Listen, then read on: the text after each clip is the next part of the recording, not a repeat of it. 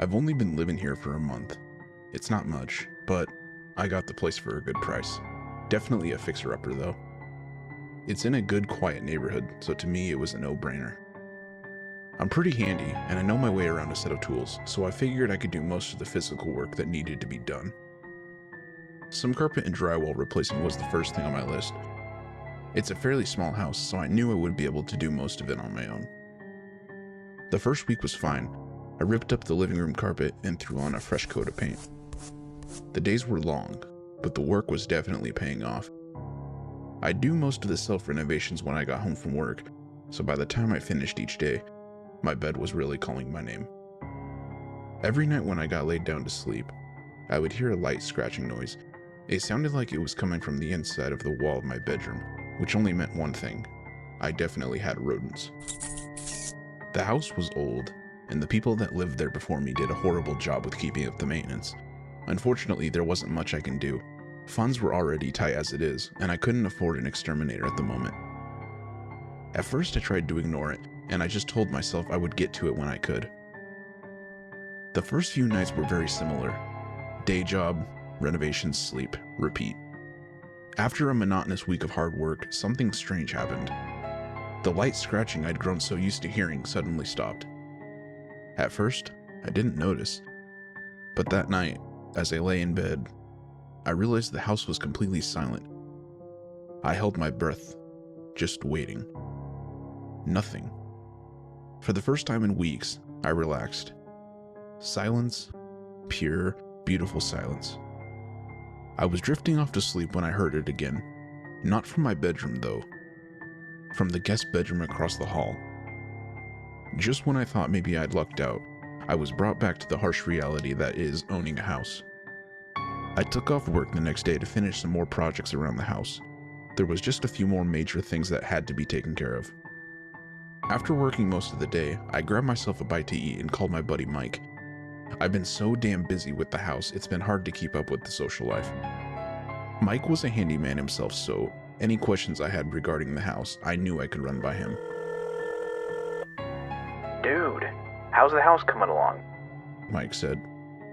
Honestly, looking better each day. It's just extremely time consuming. Oh, and by the way, is it normal to feel like I'm just bleeding money? Ah yes, welcome to the sweet world of home ownership, He said with a laugh. Quick question, have you ever dealt with mice around your house? I swear I'm hearing them in the walls. Nah man, that's just ghosts. You have ghosts. Yeah? Well, maybe they can get rid of the mice. We talked for a bit longer before he let me get back to the last of my home improvement. The last project I had to tackle was the guest room. I had to rip the carpet up and take down some horrible wallpaper. I was just about to walk into the guest room when I noticed my bedroom door was cracked open. I know for sure that I closed it because it became a force of habit since I was a teenager. Whenever I left my room, I closed the door behind me. I thought maybe my exhaustion was catching up to me. I could not wait to finish this damn house. The carpet came up with no problem. The wallpaper was a different story. That took me forever. The last of the wallpaper was in the closet. I was just about halfway through removing the wallpaper from the closet when I came across the crawl space. It had been completely covered, and when I saw it, I admit, I was taken by surprise. I used my phone's flashlight to peer inside, and that's when I saw it. The mice droppings. I knew it. I knew something was crawling around back there. I was relieved I wasn't going crazy. Just as I was about to close it back up, I noticed something in the far corner. Pillows and a blanket. Old and dusty. Remnants of the past, no doubt. There was something else though. A book. Some sort of journal. It was covered with dust and the pages were withered. The thing had to have been in there for a while. I read the first entry. Entry 1. I'm always alone. No one ever sees how I'm doing. I love them. Why don't they notice me? I flipped through a few more entries, each written in that same messy handwriting. Entry 3. Sometimes I hear them moving around upstairs. I wish I could be there with them. I miss being a part of things. Entry 5.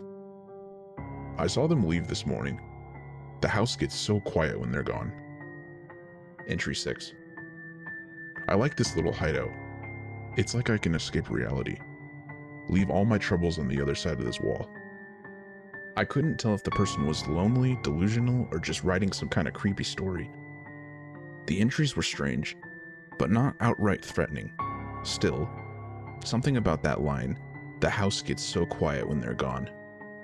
Strange. I set the journal down and grabbed my phone. Yo, Mike answered.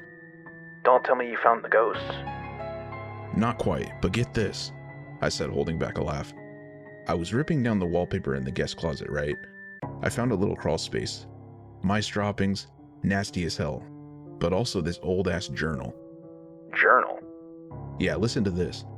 "The house gets so quiet when they're gone," I said in my best spooky narrator voice.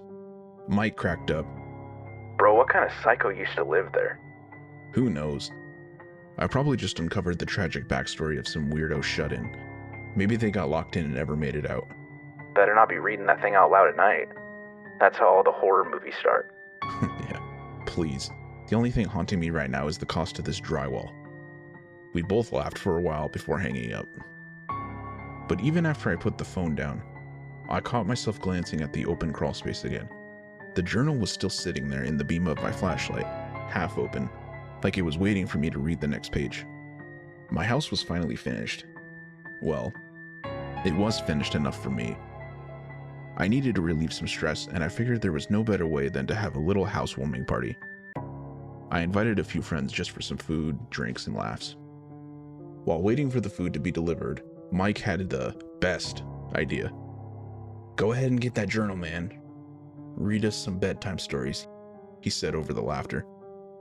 There was some confused looks from the other friends, not knowing what he was referring to. "Yeah, he found it in an old crawl space. Thing looks prehistoric." After some sarcastic cheering and egging on, I decided to appease the crowd. I cleared my throat and flipped to a random page. Entry 47. I've been here for a while now. I like what they've done to my place. It feels like home finally. Amazing work. Keep going, someone said in a patronizing tone. I continued further. Entry 62. They're finally leaving. I did my part to make sure they knew it was time to go. Got it all to myself. All right. One more for the night, I said. I turned toward the end of the journal. Entry 89. He is changing everything. This is my house. Patching holes and ripping apart carpet. Bullshit. These are my memories he is painting over. He leaves a lot. That gives me a lot of time to plan. He needs to know this house belongs to me. This was unsettling. This felt wrong. I felt a lump in my throat. I glanced over at Mike just as I finished the last words. He was sitting there with his goofy smile.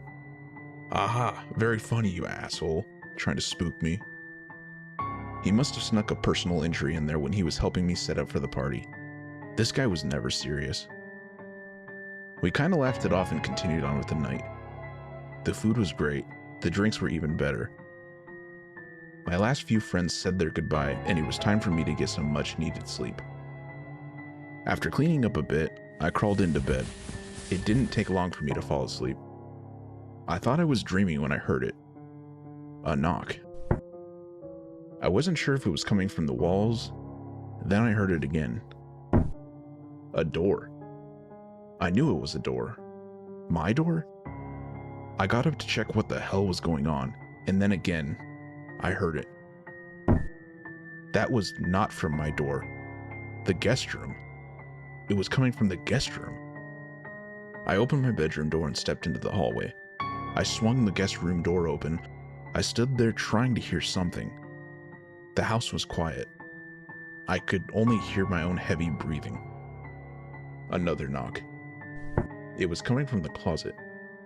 Did I leave the crawlspace door open? Did I leave a window open? Was a draft coming through? All thoughts that ran through my head in the half a second since I heard the knocking. I took another step forward, the floorboards groaning under my feet. The closet door stood slightly open, and I could see the edge of that crawlspace panel inside. I reached out a hand to push the door fully open, feeling a little ridiculous as I whispered, "Hello?" into the dark. In the same heartbeat, the door exploded open. A figure burst out of the closet, a shadow lunging at me with a flash of steel in their hand. Before I could even shout, a knife slashed through the air and sending a jolt of pain through me. Adrenaline took over. I stumbled back, trying to put distance between us, but the attacker was on me in a heartbeat. I barely registered the pain as I twisted away and bolted for the window. My only thought was escape. I jumped and hurled myself through it, crashing onto the ground outside. Pain shot up my leg as I landed hard, but I didn't stop. I limped as fast as I could toward my neighbor's house, my heart pounding louder than ever. That's where I called the cops. Breathless, bleeding, and finally forced to admit that something far worse than mice had been living in my walls. In the end, the police found the crawl space exactly as I'd left it, except for the journal lying open to the final entry. There was no sign of the attacker and no explanation of how they'd been living there unnoticed. But I knew what I'd seen. The journal's final words were burned into my mind. He read it out loud tonight. I moved out the next week. Whatever haunted that house, whoever had claimed it as their own, I wasn't sticking around to find out what had happened next.